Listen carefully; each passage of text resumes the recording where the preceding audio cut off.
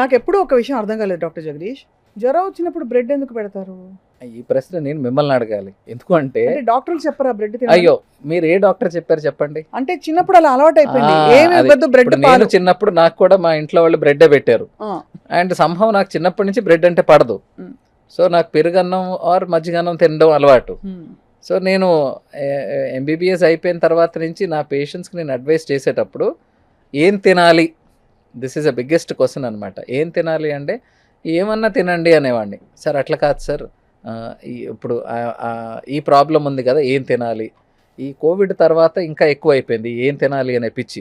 Liver problems ఉన్న వాళ్ళకి, ఉమ్, kidney problems ఉన్న వాళ్ళకి, వీళ్ళకి స్పెసిఫిక్గా కొంత డైట్ చెప్తాం. ఉమ్. అంటే ఈ ఆహారం తింటే మీకు ప్రోటీన్ ఎక్కువ ఉంటుంది, కిడ్నీ ప్రాసెస్ చేయలేదు కాబట్టి తక్కువ ప్రోటీన్ తినండి. సో లివర్ ఉన్న వాళ్ళకి గ్లూకోజ్ కంటెంట్ ఎక్కువ ఉన్న వాళ్ళకి ఉండాలి అని చెప్పేసి కొన్ని చెప్తాం. అలాగే వాళ్ళ ఐఎన్ఆర్ వాల్యూస్ అంటే బ్లడ్ గడ్డగట్టడం అనే కాంపనెంట్ కొంతమందికి ట్యాబ్లెట్స్ మీద ఉంటారు, వాళ్ళకి ఆకుకూరలు తక్కువ తినండి. అది తప్ప రొటీన్గా సిక్ అయిన వాళ్ళకి జ్వరం అయి ఉండొచ్చు, దగ్గు అయి ఉండొచ్చు, ఆహారం తినే దాంట్లో ఎటువంటి రెస్ట్రిక్షన్స్ లేవండి. ఇది చాలా ఇంపార్టెంట్. రెండోది మనం సిక్ ఉన్నప్పుడు అంటే మీరు ఎలాగైతే మీ బాడీ ఇబ్బంది పడుతుందో అలాగే ఆహార వాహిక కూడా ఇట్ ఈజ్ ఆల్సో డల్. అంటే డైజెస్టివ్ కెపాసిటీ కానీ రెగ్యులర్గా జరిగే ప్రాసెస్ కంపారిటివ్లీ కొంచెం నీరసంగా ఉంటుంది. అప్పుడు ఈజీగా అరుగుదల అయ్యే ఆహార పదార్థాలు ఇమ్మంటాం. సో 103 ఫీవర్ ఉన్నవాడికి బాబు బిర్యానీ తిను అని మాత్రం చెప్పం. అది మీరు ఇంట్లో పప్పు అయి ఉండొచ్చు, లేకపోతే రసం అయి ఇడ్లీ. ఉండొచ్చు, ఇడ్లీ అయి ఉండొచ్చు, ఎనీథింగ్.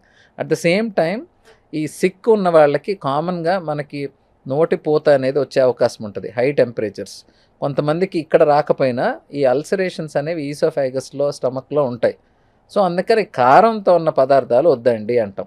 అంతేగాని ఎవరికి కూడా ఇది లేదు అది లేదు అని రెస్ట్రిక్షన్స్ పెట్టడం. ఎందుకంటే చాలామంది పేషెంట్స్ డెంగ్యూ అనుకోండి, సార్ ఏం ఫుడ్ తినాలి, ఏం ఫుడ్ తినొద్దు. చికెన్ గున్యా అనుకోండి, ఏం ఫుడ్, నేను అంటాను ఫుడ్కి మీ జ్వరానికి సంబంధమే సంబంధం లేదు. లేదు. ఫుడ్తో వచ్చే రోగాలు ఫుడ్తో తగ్గుతాయండి, ఫుడ్తో రాని రోగాలు ఫుడ్కి సంబంధం లేదు. కాకపోతే మనం సిక్గా ఉన్నప్పుడు ఆహారం కంపల్సరీ తీసుకోవాలి. బికాజ్ నేను మందులు అయితే ఇవ్వగలను, నీరసానికి మందులు లేవు. నీరసానికి ఆహారం మందు. మరి ఆహారం తీసుకోకుండా ఆ టైంలో కూడా మనం తక్కువ ఫుడ్ తీసుకుంటే యూ కాంట్ ఫైట్.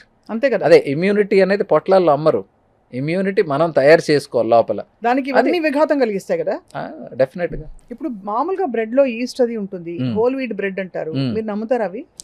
అంటే కొంతవరకు అండి. ఇది మనకి ఆల్రెడీ అన్ని బ్రెడ్స్ తయారయ్యేదే లోపల ఈస్ట్ ఉంటేనే అది ఫర్మెంట్ అయ్యి అది పెద్దదిగా మారుతుంది, బేక్ చేస్తాము దీంట్లో. బికాజ్ అంటే దీని మీద ఒక వండర్ఫుల్ పేపర్ ఉంది, ఒక రీసెర్చ్ ఆర్టికల్. అంటే ఒక మనిషికి ఇమ్యూనిటీ ఎలా డెవలప్ అవుతుంది, మనలో ఇన్నేట్ ఇమ్యూనిటీ అని ఉంటుంది, అడాప్టివ్ ఇమ్యూనిటీ అని ఉంటుంది. ఇన్నేట్ అంటే మనకు స్వతహాగా అవును. మన తల్లి దగ్గర నుంచి మన జీన్స్లో వచ్చింది. అడాప్టివ్ అంటే మనం బయట పదార్థాలకి మనం ఎదుర్కొని దాన్ని నుంచి మనం తయారు చేసుకునేది అడాప్టివ్ ఇమ్యూనిటీ. సో ఈ అడాప్టివ్ ఇమ్యూనిటీ అనేది 18 months నుంచి మనం దేనికి ఎక్స్పోజ్ అవుతాం 18 months లోపల అనే దాన్ని బట్టి ఒక చైల్డ్ అడాప్టివ్ ఇమ్యూనిటీ తయారు చేసుకుంటారు. మనం ఏం చేస్తున్నాము, గత 15, 20 ఏళ్ళు 30 ఏళ్ళుగా ప్రొటెక్ట్ చేస్తున్నాం పిల్లల్ని మ్మ్. చాలా. ఇప్పుడు ఎంత డెలికేట్ డార్లింగ్స్గా పెంచుతున్నారు అంటే మ్మ్. అంతే. యుఎస్ నుంచి వచ్చిన పిల్లలకి ఇంతకుముందు చాలా అలర్జీస్ ఉండేవి. అవును, ఏదో ఒకటి పాలు ఇండియాలో వాళ్ళకి అలర్జీస్ తక్కువ. బికాజ్ మనం పుట్టిన తర్వాత నుంచి మనం వదిలేస్తాం, చూసుకోవడం వేరే, చాలా ప్రొటెక్టివ్గా అనేది ఇండియాలో ఉండదు. దే ప్లే, బయట ఆడుకుంటారు, అవును. మట్టిలో తిరుగుతారు, ఇంకో దగ్గరికి వెళ్తారు. సో మనం అన్నిటికీ ఎక్స్పోజ్ అయ్యి మన పిల్లలకి చిన్నప్పటి నుంచి ఇమ్యూనిటీ అనేది వీఆర్ మచ్ మోర్ స్ట్రాంగర్. ఈ adaptive immunity is that. So but మీరు ఈ దీర్ఘకాలికంగా లాస్ట్ 10 years 15 years నుంచి మేము గమనించింది ఏంటంటే యుఎస్ వాళ్ళకి ఎన్ని అలర్జీస్ వస్తున్నాయో అంటే బయట కంట్రీస్లో, మన ఇండియన్స్లో కూడా ఇప్పుడు అదే కైండ్ ఆఫ్ అలర్జీస్ చూస్తున్నాం. అవును. ఎందుకు, లోపల నుంచి ఇమ్యూనిటీ అనేది బ్రేక్ బాగా డౌన్ అయిపోతుంది. కంప్లీట్గా మనం తయారు చేసుకోలేకపోతున్నాం. ఇమ్యూనిటీ అనేది ఎక్కడి నుంచి వస్తుంది, మీ ఎక్స్పోజర్ వల్ల వస్తుంది. మీ కొత్త పదార్థానికి మీరు ఇప్పుడు ఎక్స్పోజ్ అయితే నెక్స్ట్ టైం మీ బాడీ దానికి రెడీగా ఉంటుంది, దట్ ఈస్ ఇమ్యూనిటీ.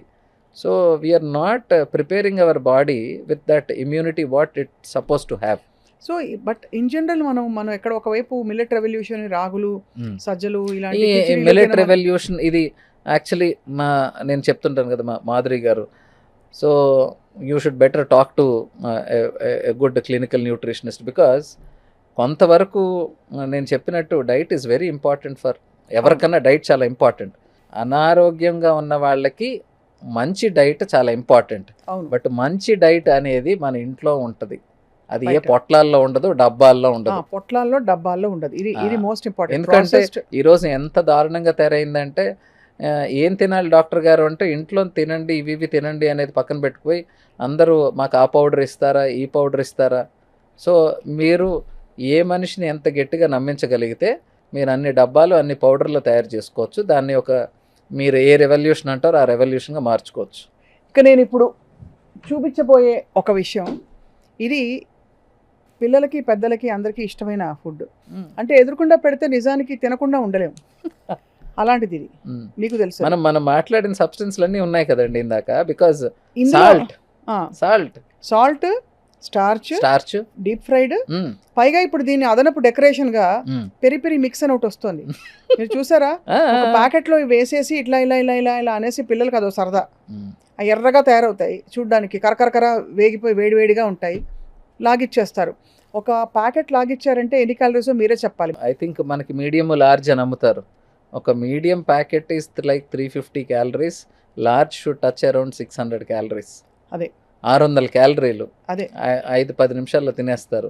ఈ 600 క్యాలరీలు కరిగించాలి అంటే ఒకరోజు 1.5 గంట హై లెవెల్ జిమ్ చేస్తే 400 to 500 క్యాలరీస్ కరిగే అవకాశం ఉంటుంది. I'm talking about high level. మోడరేట్గా చేస్తే మనం 250 క్యాలరీస్. అంటే మనం 10 నిమిషాల్లో తినే ఆహారం మనం రోజంతా గట్టిగా కష్టపడితే కరిగించడం కష్టం. అంతే కదా.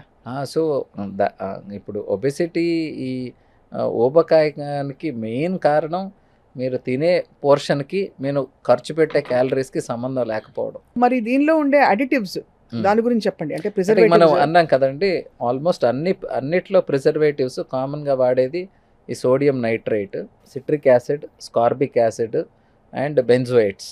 అదే వీటిలన్నిటిలో కూడా వాళ్ళ ఉద్దేశం వాటిని లైఫ్ స్పాన్ పెంచడానికి, దీని మీద ఎటువంటి bacterial or moulds, yeast infection రాకుండా ఇవి వాడతాం. అంతవరకు అవి గుడ్.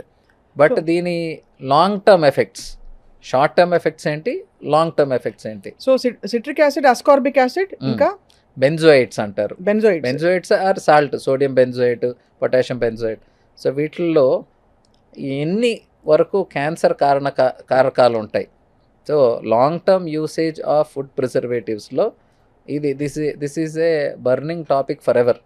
అంటే కొన్ని రీసెర్చ్ పేపర్స్ ఇదిగో దీనివల్ల అంటారు, కొంతమంది అది వల్ల పెద్ద ఇబ్బంది ఏం కాదు అంటారు, మళ్ళీ దే బ్యాలెన్స్. సో అంటే నిజంగానే ఏ విధమైన హిస్టరీ లేని వాళ్ళు కూడా ఈ మధ్య క్యాన్సర్స్ తో డయాగ్నోస్ అవుతున్నారు. అవును. మీరు వచ్చే సగం ఇవన్నీ కూడా ఇవన్నీ ప్లాస్టిక్ ప్యాకెట్స్, ప్లాస్టిక్ బాటిల్స్. నేను I was about to tell, only cancers అనే కాదు, ప్రీ మ్యాలిగ్నెంట్ కండిషన్స్, ఎండోమెట్రియోసిస్ అంటారు, ఇన్ఫర్టిలిటీ అంటారు, హార్మోనల్ ఇంబ్యాలెన్స్ అంటారు.